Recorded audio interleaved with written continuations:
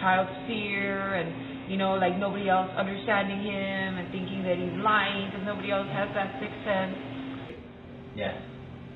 We all have people that we've lost in our life, you know, and so even today, so having that connection with ghosts or whatever is always going to be there. And also the fact that we love telling ghost stories.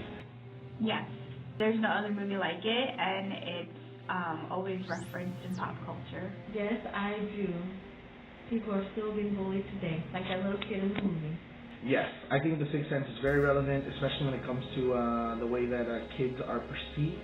I think that the movie really gives a window for people who may have individual and original thoughts.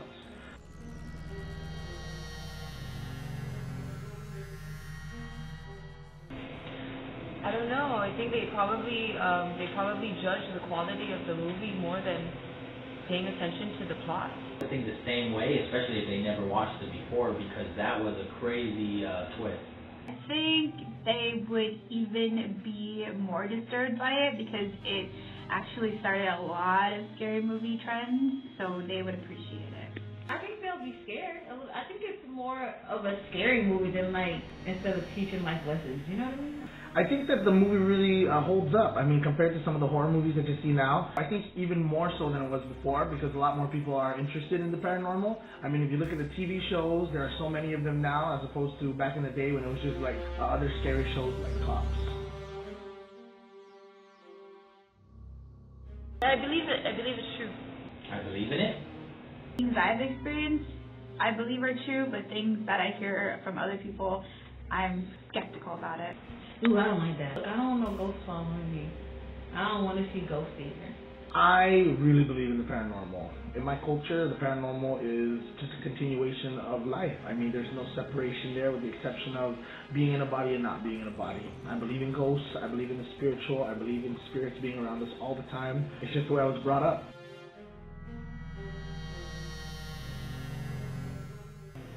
I don't know. Maybe, I guess, just, you know, like I said, like not believing a little kid, right? Like, only white people see dead people? I don't know. Based on my memory, I only focused on the storyline. I didn't really, I can't tell you if there's any social biases. I don't think so. I mean, I think he was legit going through something. They probably thought, I don't think it was more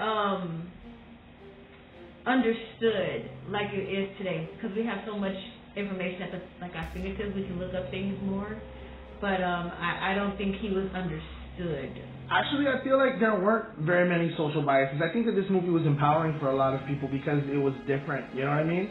There were a lot of, I guess, segments of the community that were addressed here, from single mothers to kids who were bullied, and I feel like it tried to stand up to those kinds of things. She was a single mom working 2 jobs. Her son was a little distracted, but she still tried to go out of her way to make sure that he knew that she was there for him, and that she wouldn't try to get him some therapy, even if his therapist was a ghost.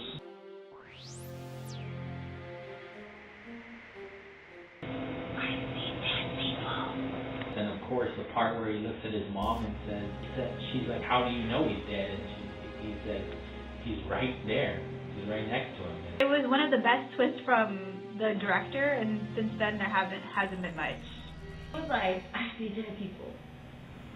I don't know, because he was really scared and he didn't know what to do. He was like, somebody help me. I'm seeing all these dead folks walking around. I don't know what to do. The scariest part for me was probably when he got sucked into that closet when those boys were bullying him, and he was trapped in there just screaming until eventually he passed out. That was probably one of the more powerful scenes for me.